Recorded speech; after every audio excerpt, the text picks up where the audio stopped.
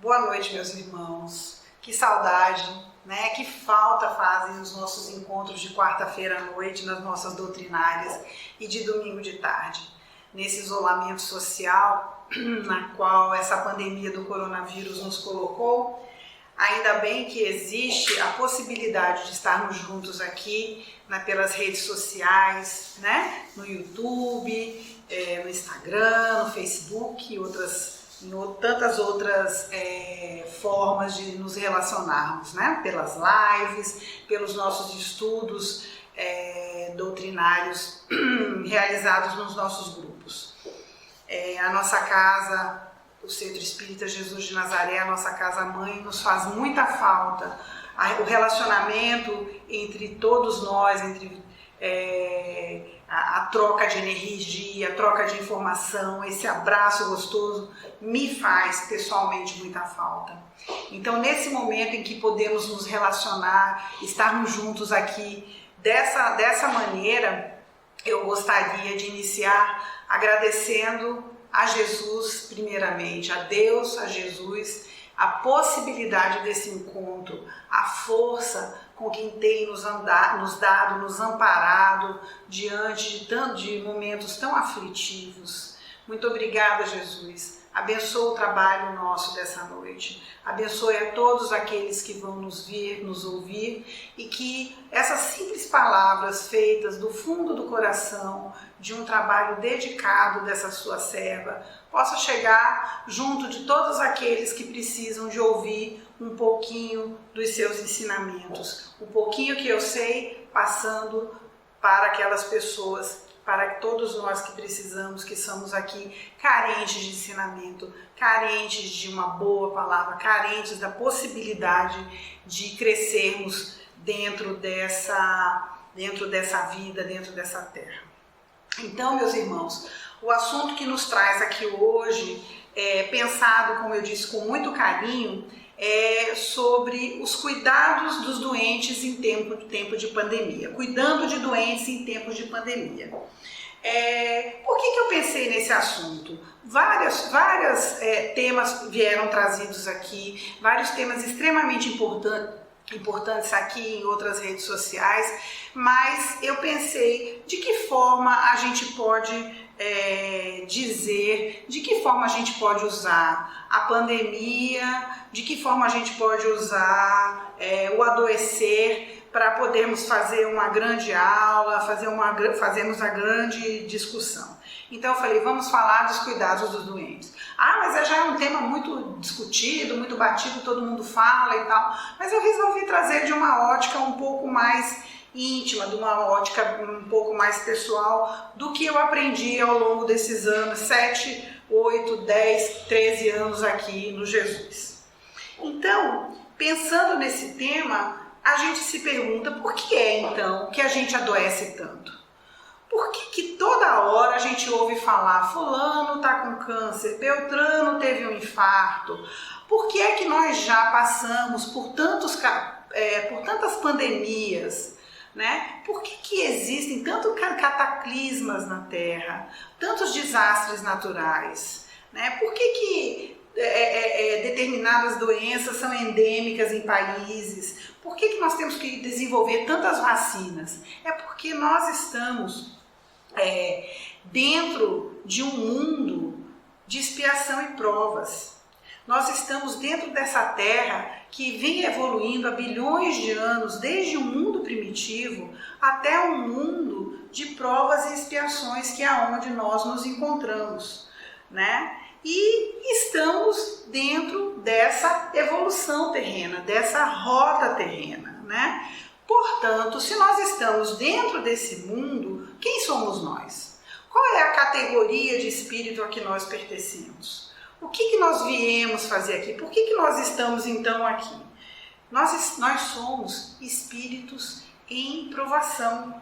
Nós somos espíritos que estamos adoecidos. Nós somos espíritos que estamos com muitas dívidas e por isso adoecemos, né? Nós somos impuros, somos espíritos sofredores, nós temos muitas dívidas para resgatar.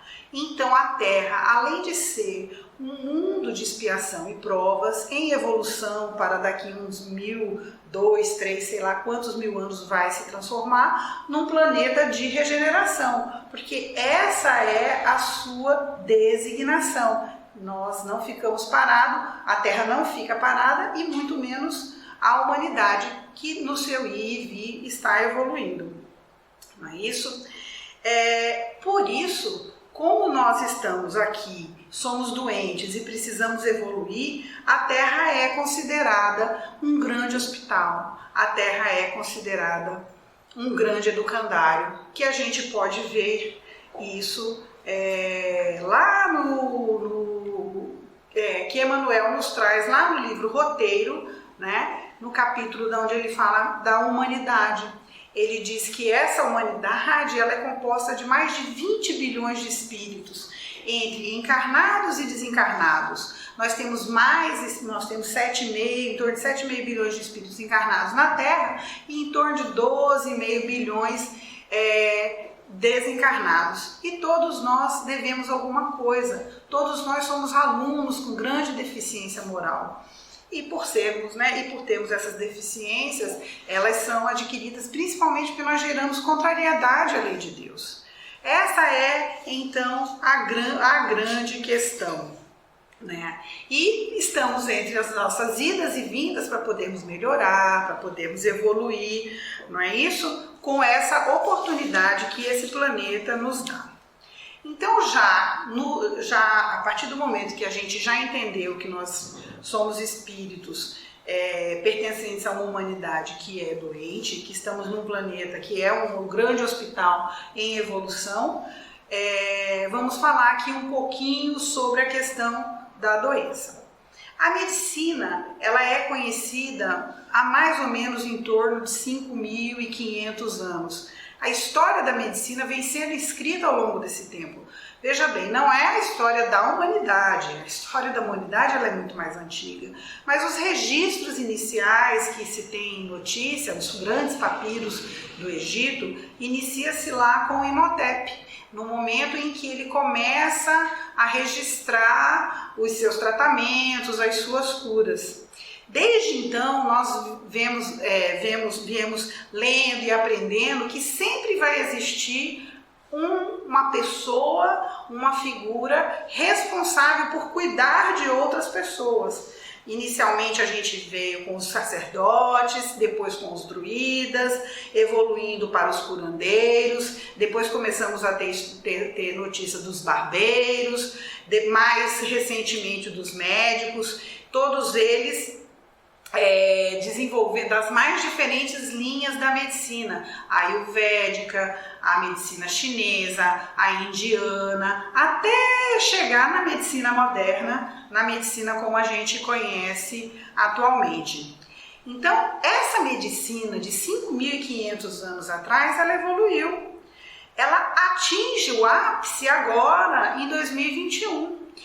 Nós hoje temos, antigamente, não se tinha anestesia, antigamente não se tinha processos de esterilização, mas a gente tem notícias de cirurgias de catarata feitas há 5.500 anos e os pacientes melhoravam, voltavam a enxergar. A gente tem notícias das amputações, a gente sabe que as guerras fizeram com que a medicina, principalmente da cirurgia de trauma, evoluísse enormemente, dessem grandes saltos em técnicas e tecnologia, Mas agora, no século XXI, a gente, nessa consciência que nós temos, nós vemos um grande arsenal terapêutico para tratar o corpo humano.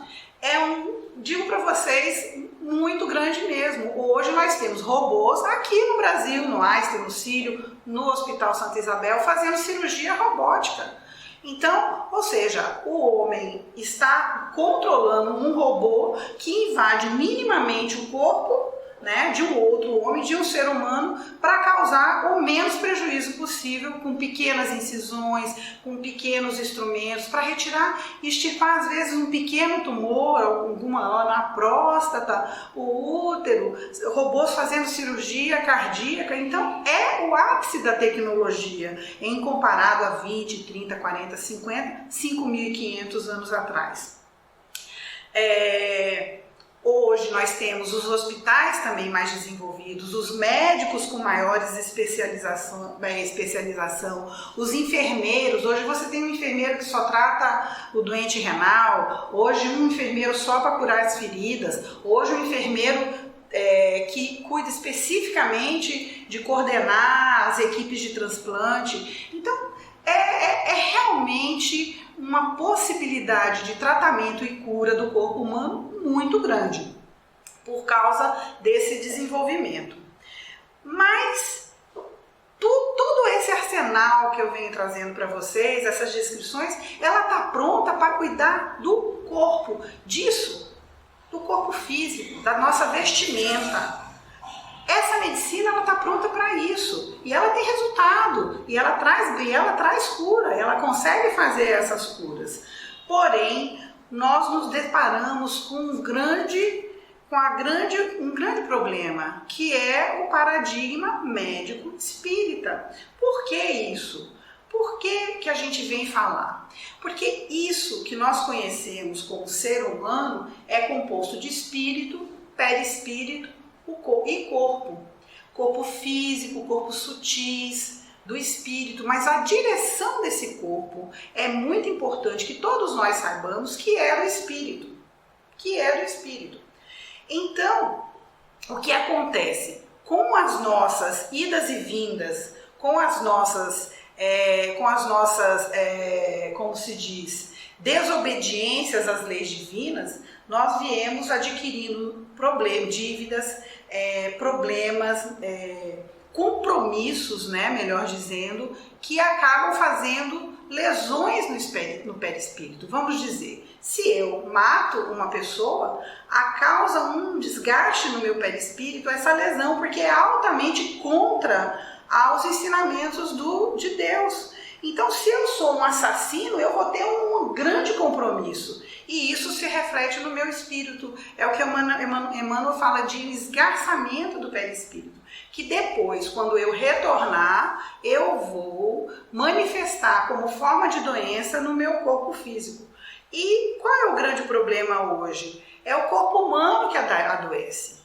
Meu corpo físico que adoece. E a medicina não consegue enxergar, não consegue ver exatamente a origem disso. A origem dessa doença, a origem de um tumor, de uma má formação, a origem de por que essa pessoa tem hipertensão, tem aumento de pressão, por que essa pessoa nasce com um monte de problemas aí, problemas congênitos, etc., né?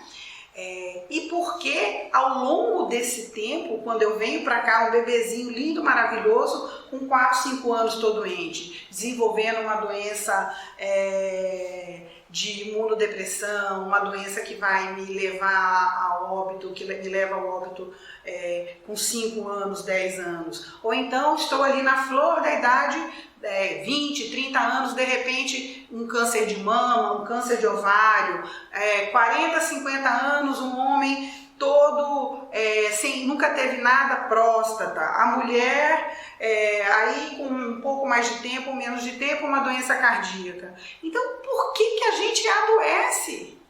Qual é a grande questão? Por que a gente... Qual é a explicação da gente adoecer? Às vezes nasce todo doente, né? Hoje já se faz o diagnóstico intraútero, mas antigamente nascia, nossa, a gestação foi toda bem, de repente nasce lá todo mal formadinho, um pezinho torto, uma mãozinha torta, um olhinho mais, né, fundo, a boca, lábio leporino. Eram surpresas. Hoje a gente não tem mais essa surpresa. Mas por que a gente adoece? Por que essas coisas acontecem? Porque nós somos devedores. Nós somos espíritos devedores. Nós somos espíritos que fizemos algo contra a lei divina. Nós negamos a Deus. Nós estamos aqui por causa dessa negação. Nós nos afastamos anos-luz, séculos de Deus, e agora estamos aqui a colher os frutos das nossas mazelas, das nossas atitudes, de tudo que a gente quer fazer Faz sem pensar, faz por causa do ego, faz por qualquer que seja a motivação, faz errado, contrariando a lei de Deus. Aí estamos internados num grande hospital, estamos para aqui para ser educados, para poder melhorar. E o que vai nos ensinar é a doença, é a dor, é a patologia, é o que se manifesta no corpo clínico, físico.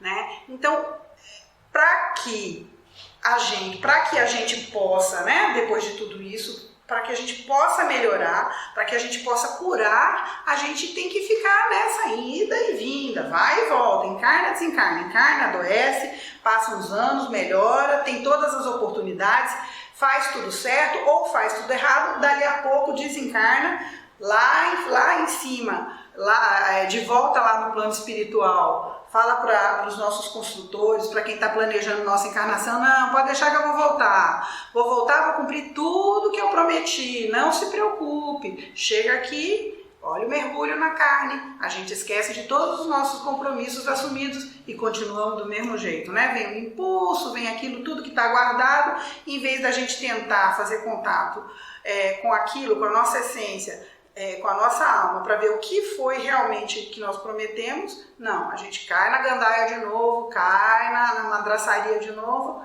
e erra novamente, mais dívida, volta, e aí o ciclo fica. Então nós não vamos conseguir resolver isso numa, 2 encarnações. São muitas idas, muitas vindas, né? E são muitos anos, muitos séculos com relação a isso, muitas doenças, não é isso? Então, é como eu estou dizendo. E aí você me fala, poxa, mas a medicina moderna cura tudo isso, resolve tudo isso. Sim, a medicina moderna, como eu disse, tem um grande arsenal. Ela está aqui pronta para resolver quase tudo.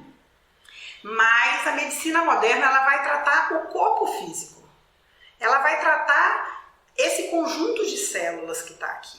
A medicina moderna, ela não vai tratar a causa, porque hoje ela não conhece ainda o perispírito. Ela não conhece ainda a sede da doença, tá certo? Então, o que acontece com esse raciocínio? O que acontece com essa informação?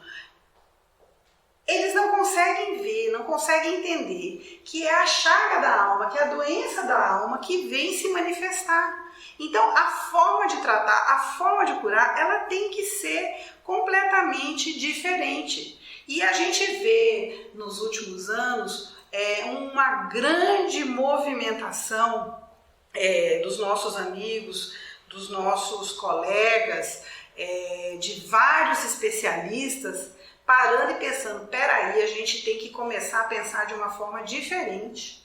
A gente tem que começar a tentar entender o ser humano como um todo, o ser humano integral. E aí a OMS tem um conceito de que a saúde ela é o bem-estar físico, psíquico, social e espiritual. Então ela vem num conceito de ser humano integral. Ela não vem separando o corpo físico das outras questões que o homem convive dentro do ambiente a qual ele está inserido no planeta Terra.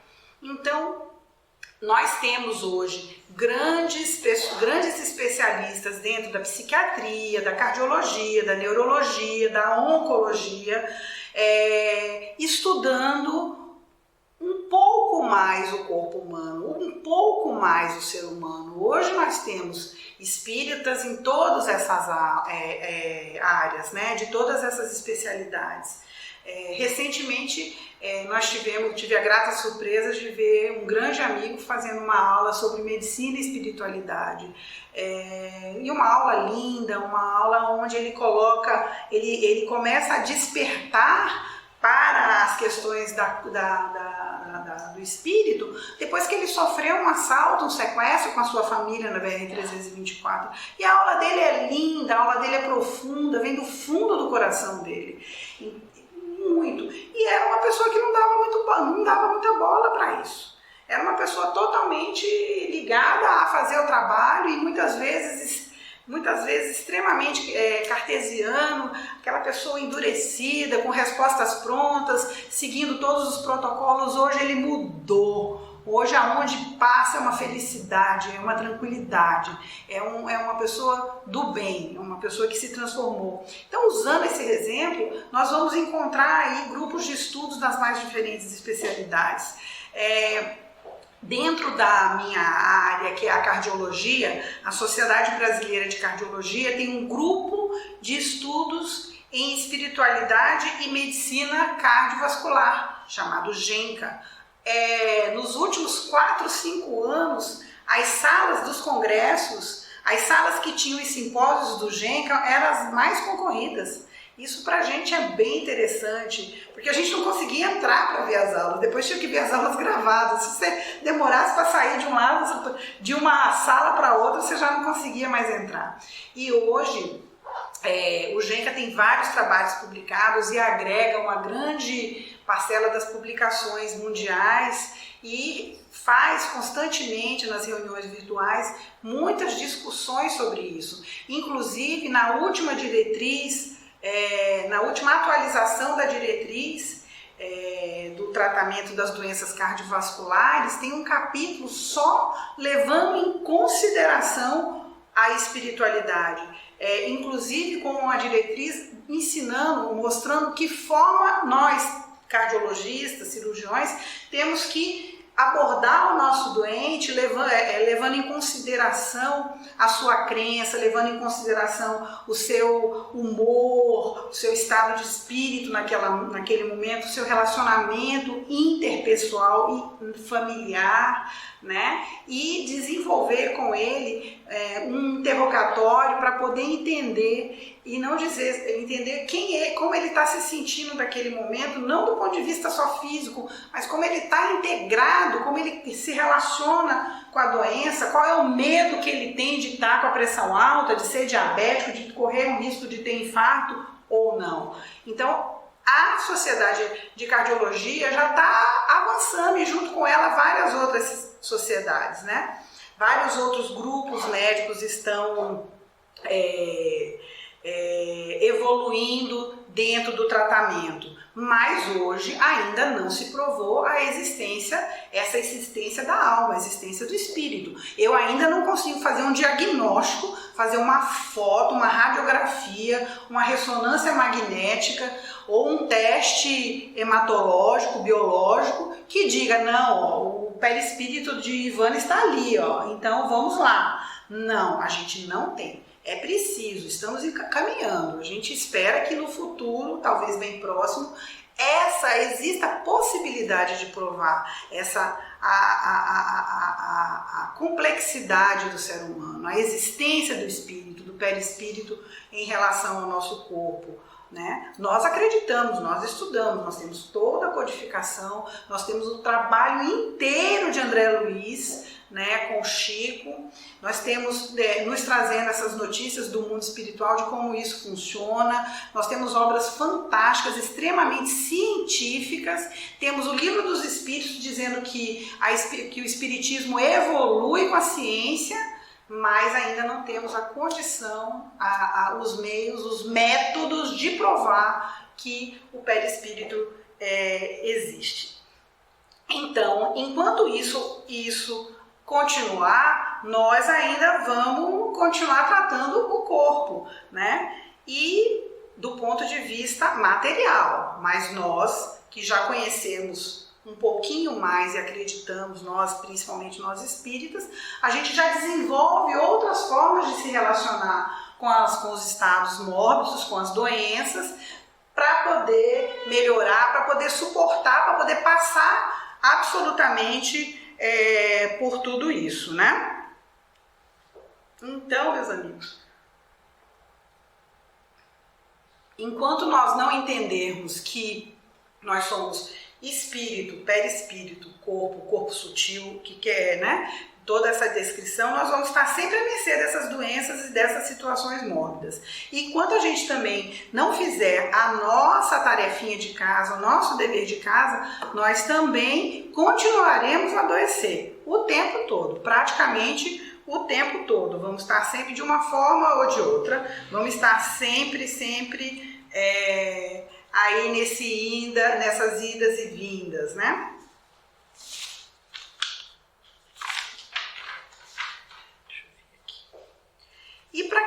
isso aconteça, para que a gente possa estabelecer um padrão de cura, para que a gente possa estabelecer um padrão de tratamento, nós precisamos então começar, não esperar que haja um raio-x que detecte que vai aparecer o perispírito.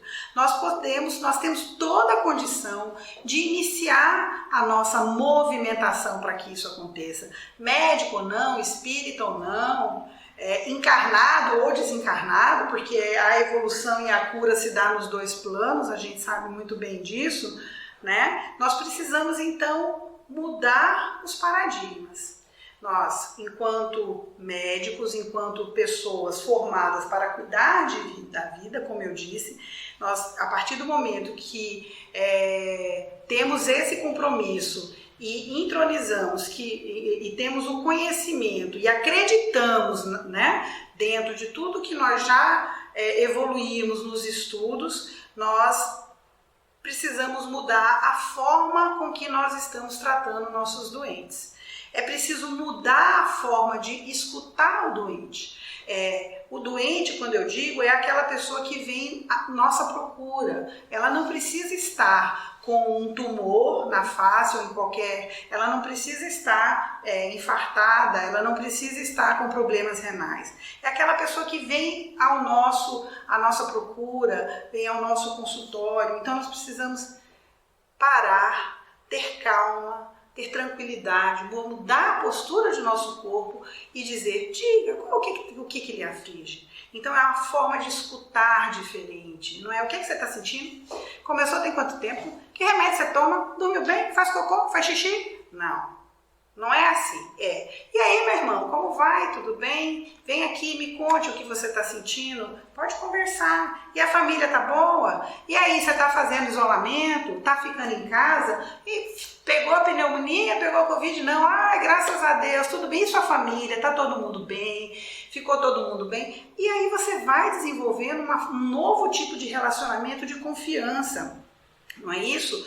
Quando isso acontece, ele não está só falando para você, derramando tudo o que ele está sentindo para você, na ansiedade, na frustração, né? No medo que ele está sentindo naquele momento. Não, começa a haver um diálogo, uma conversa, começa a estabelecer uma relação de confiança, a ponto de que de repente aquele doente, aquela pessoa que está na sua frente, você não possa fazer mais nada por ela, a não ser dar conselhos, a não ser dizer vai dar tudo certo, você vai melhorar, olha, não pega muito peso, não come muito sal, não toma muita água, no caso de vários pacientes que eu cuido com insuficiência cardíaca. Às vezes ele está na fase final da doença, porque a maioria, a gente sabe que existe uma grande parcela desses irmãozinhos da gente que não vão suportar muito tempo, né? Mas você tá ali com ele, você tá firme, pode me ligar, pode falar comigo, aqui meu zap, aqui meu WhatsApp, vamos falar pelo WhatsApp.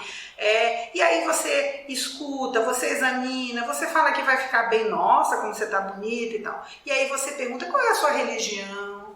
Aí você pergunta, como é que tá a sua família? Aí você dá meia hora, 40 minutos de uma conversa e quando você entende quais são as angústias desse paciente. E o que acontece? Dali a pouco você pode falar assim, olha, existem coisas doenças que a gente, estados mórbidos, que a gente não consegue curar. Mas eu posso dizer para você, tenha fé, meu irmão, tenha paciência e resignação, confie em Deus. Aí reclama do filho, mas o problema dele não é seu, não queira viver a vida dele. E aí você acaba podendo introduzir alguns conceitos que ele nunca ouviu, né? Você pode falar um pouco do relacionamento, você pode falar um pouco dos conceitos de constelação familiar, você pode falar do autoconhecimento, você pode dizer que o autoconhecimento cura, não de uma forma jogada, mas dentro dessa relação de confiança que você estabeleceu, aquilo ali vai lá para dentro da mente dele.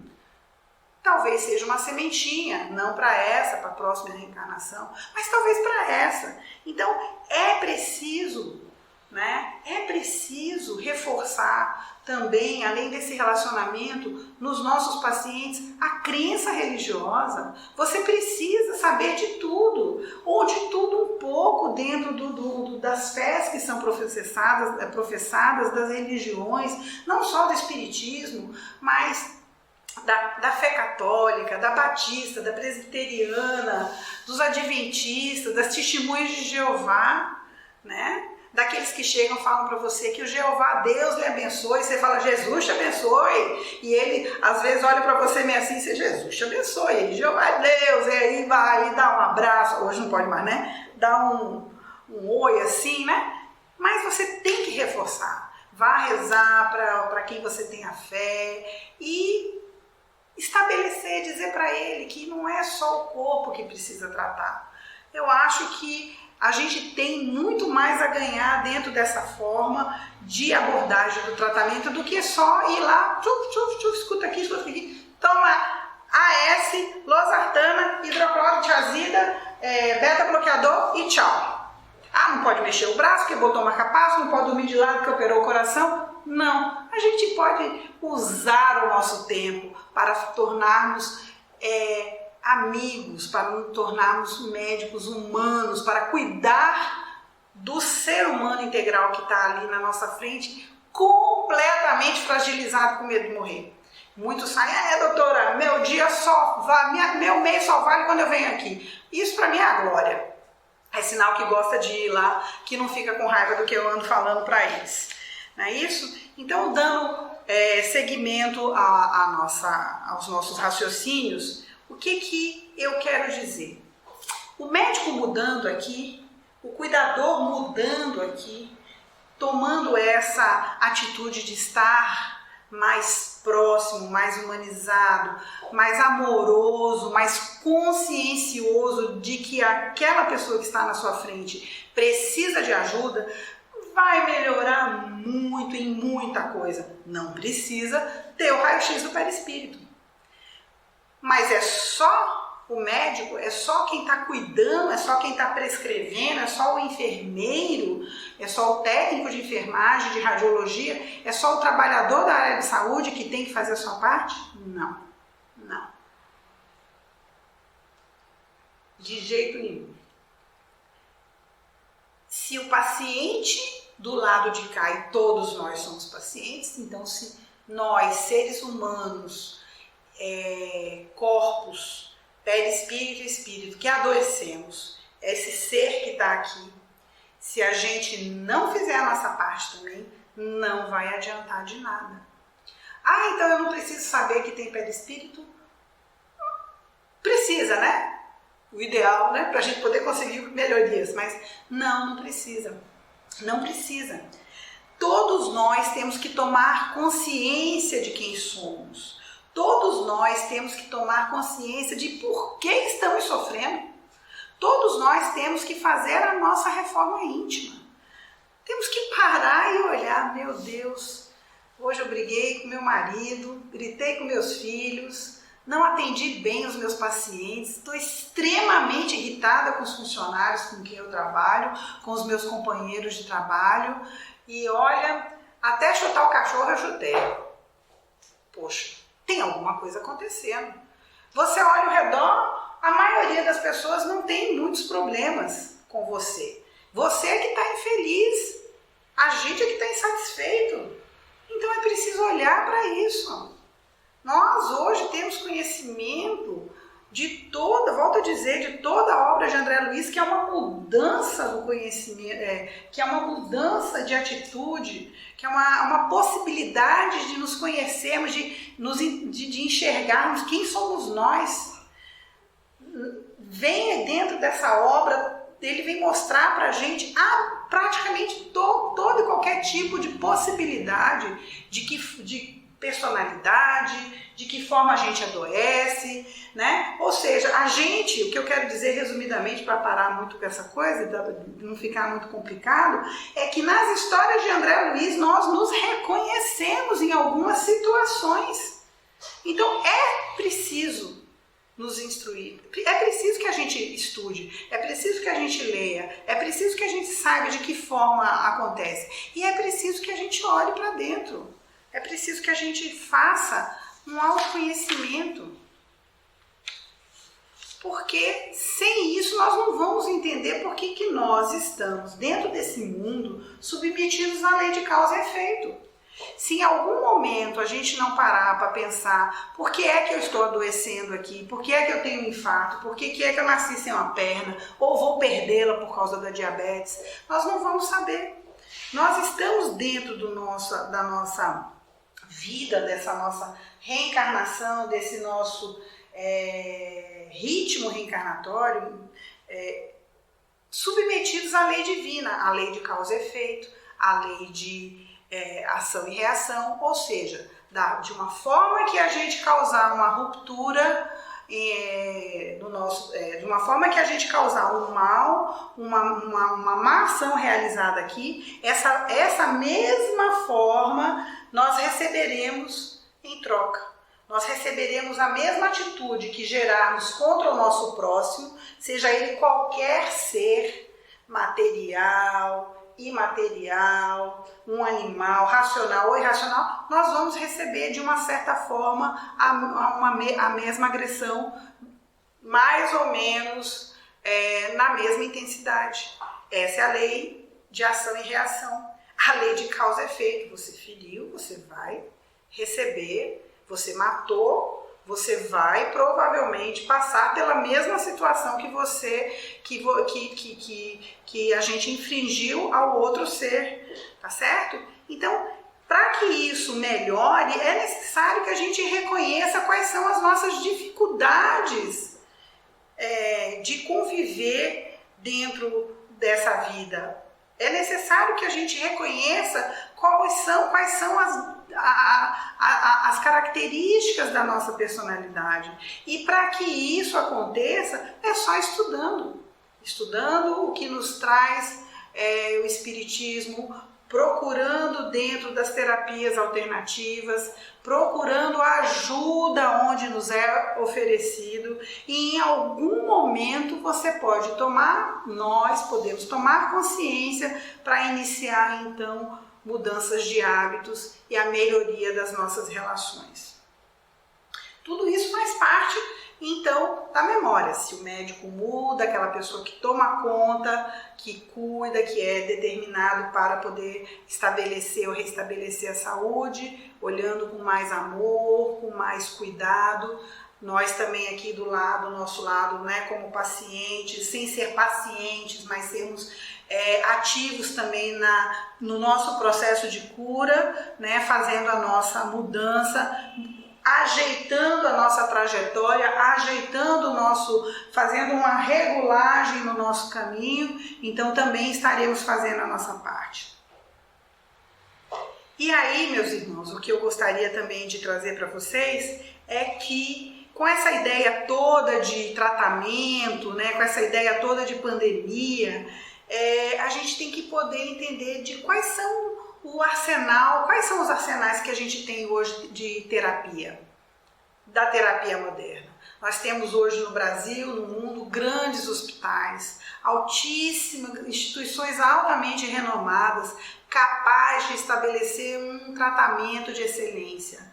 Vocês acham que com essa pandemia, que o tratamento médico, que o arsenal médico não estava pronto para receber? Sim, todo mundo sabe tratar pneumonia, todo mundo sabe tratar uma insuficiência respiratória, uma sepsemia, todos os distúrbios, todo mundo sabe tratar. Quem está formado para isso sabe tratar. Tanto que, apesar do pânico que aconteceu quando o coronavírus começou a disseminação, todo mundo, usando as possibilidades de comunicação mundial que se estabeleceram pela internet, né, pelas lives, houve uma grande troca de informação e, mais ou menos, apesar de uma outra discussão ou divergência, o CERN, o protocolo para o tratamento do coronavírus, da Covid-19, estava estabelecido. Salvo um ou outro, usar uma ou outra medicação, todo mundo sabia como ia tratar. Então, o conhecimento já existe, o arsenal terapêutico já existe. O que faltava era conhecer as características do comportamento do vírus e as outras questões de estrutura, que não é isso que a gente está falando aqui. Então, materialmente, tá tudo certo. Tá tudo certo.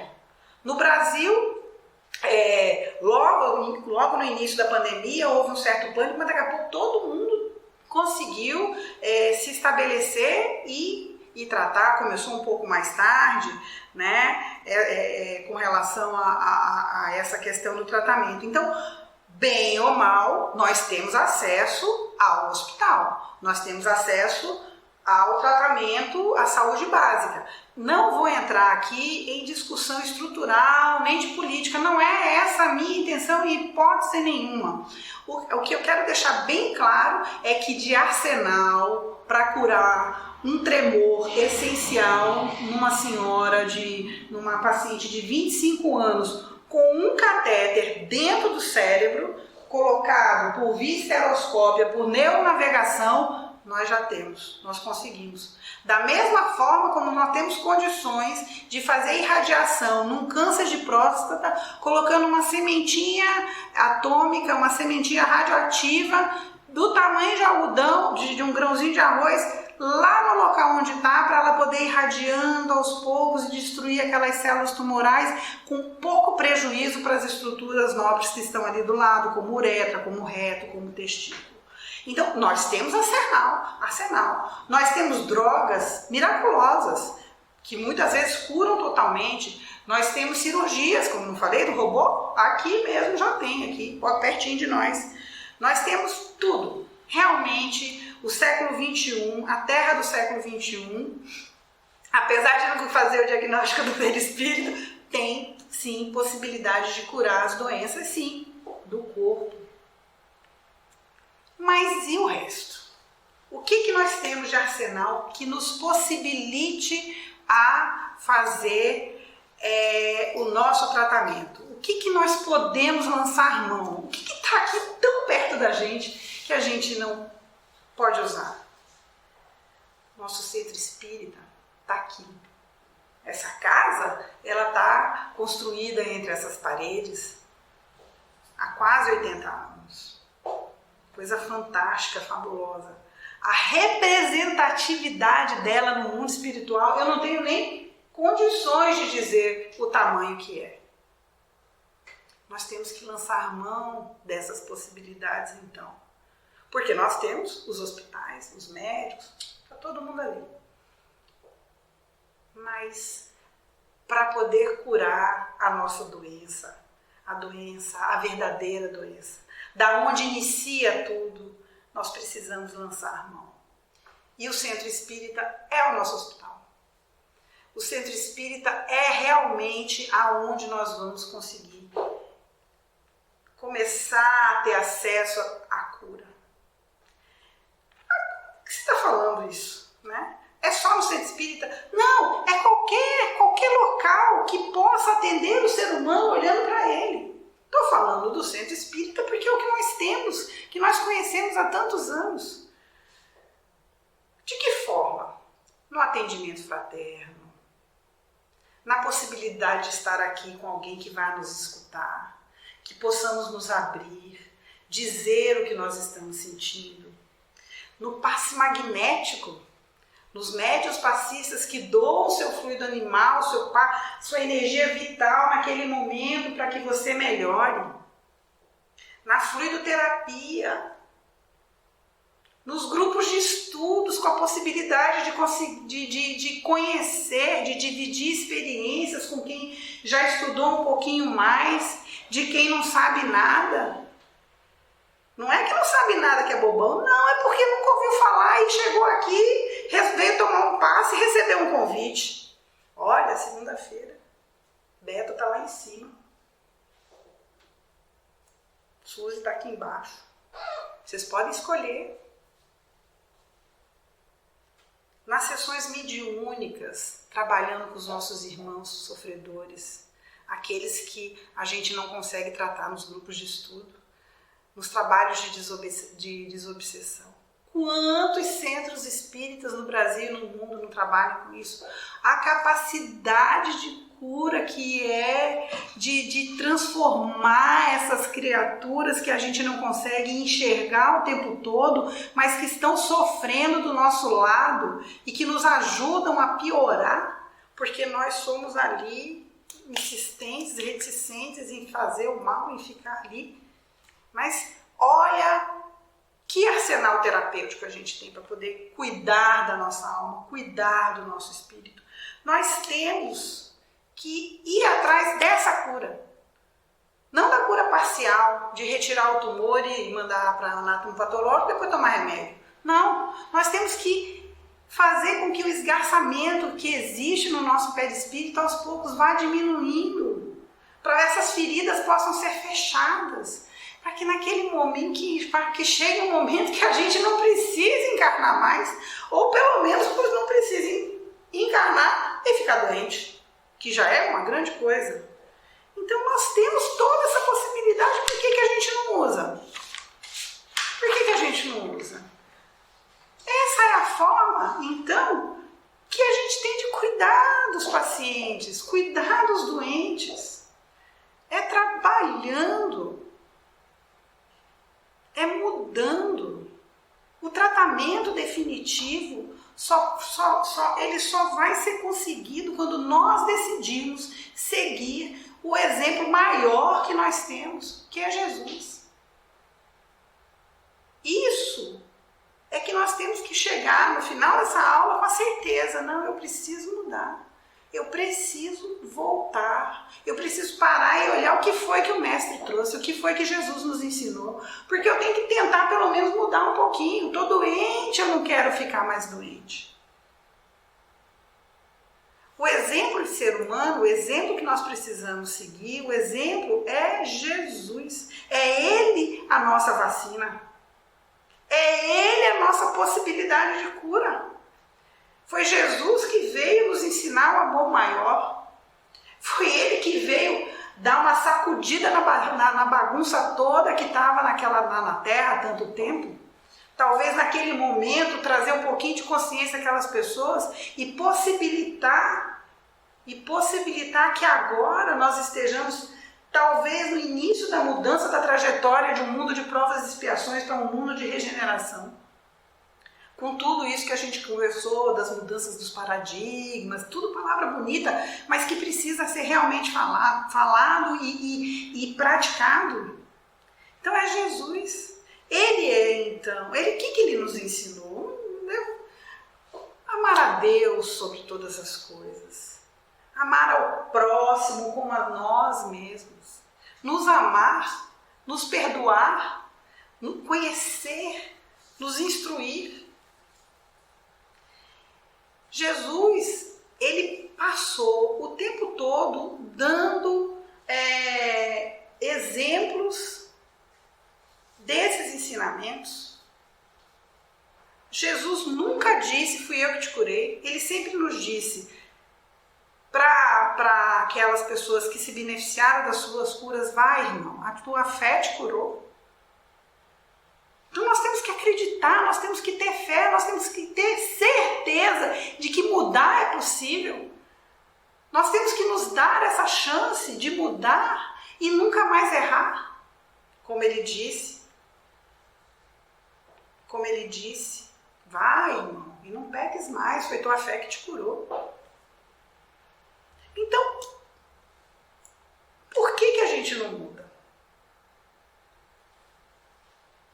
Por quê?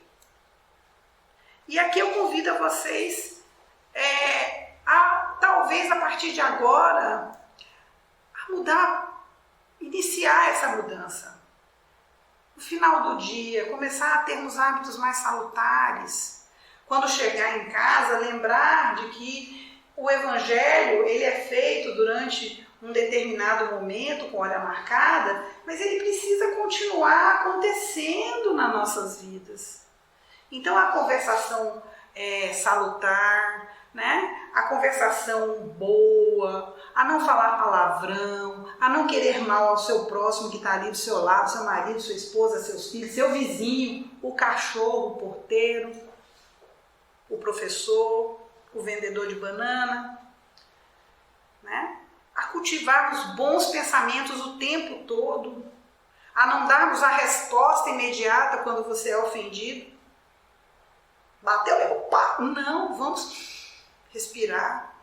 Se ainda não está na hora de dar outra face, como Jesus nos ensinou, mas pelo menos que a gente não bata imediatamente, que a gente pense duas vezes, não, eu apanhei por quê? Não apanhei porque eu mereci, não, mas eu apanhei por quê? E aí parar e não revidar.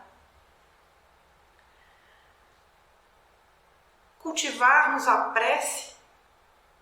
Cultivarmos a prece. A prece vai nos levar à cura. A prece vai fazer com que a gente consiga entrar em sintonia com Deus. Diretamente com Deus. Jesus já nos disse, peça que o Pai ouve, Ele atende. Não precisa de intermediário. Mas eu tenho que rezar de verdade, eu tenho que pedir de verdade. Não é aquela prece, Ave Maria cheia de graça, ela não vai passar aqui, como a gente já ouviu várias vezes, nossos irmãos espirituais trazendo, que não passa do teto do centro, mas aquela de verdade, eu quero, eu preciso, Pai do Senhor. Pode pedir, não é feio pedir, não, nós não somos devedores, nós não estamos aqui porque nós precisamos estar. Qual é o problema de pedir uma forcinha para Jesus? Não é mandar, o Senhor tem que me dar. Não, por favor, me ajude, eu estou precisando tanto. A prece intercessória para si mesmo, a prece intercessória para o irmão que mais precisa. Porque às vezes a gente encontra aquele irmão pedindo na rua, às vezes você não tem 50 centavos para dar, R$1, 10, sei lá quanto é que você às vezes tem vontade de dar, mas você fala, Jesus abençoa, dê força para que ele possa passar por tudo isso que ele está passando. Revisar os nossos atos ao longo do dia para que talvez ali naquela hora antes de dormir a gente não tome consciência de que, poxa, não foi legal e possamos nos redimir no dia seguinte, pedir desculpa, ou se não pedir desculpa porque tem vergonha, mas pelo menos mudar a nossa atitude com aquela pessoa que você foi grosseiro ou que você não foi tão legal. Então, nós temos toda a possibilidade de curar. Nós temos toda a possibilidade de cuidar desse doente que está aqui. Nós que somos doentes, que estamos aqui internados nesse planeta azul, lindo, maravilhoso, mas ainda um planeta hospital. E somos doentes ainda. E acima de tudo sermos humildes, porque um dos maiores exemplos de Jesus é a humildade. A humildade é a vacina. A humildade é realmente a possibilidade. A humildade não é humilharmos, não, mas é ter certeza do fundo do coração que a gente pode fazer a diferença, sem querer que todas aquelas pessoas nos reconheçam. É sentir dentro de nós mesmos que somos capazes e que vamos fazer bem para a gente e para o nosso próximo, e querermos isso, e podermos mudar. Então, eu gostaria muito de convidar todos vocês nesse momento, nessas reflexões, para que todos nós juntos possamos começar a cuidar dos doentes. Não em tempo de pandemia, mas nessa reencarnação, agora, em todas as outras que virão. Gratidão a Deus. Gratidão a Jesus. E que assim seja. Muito obrigada.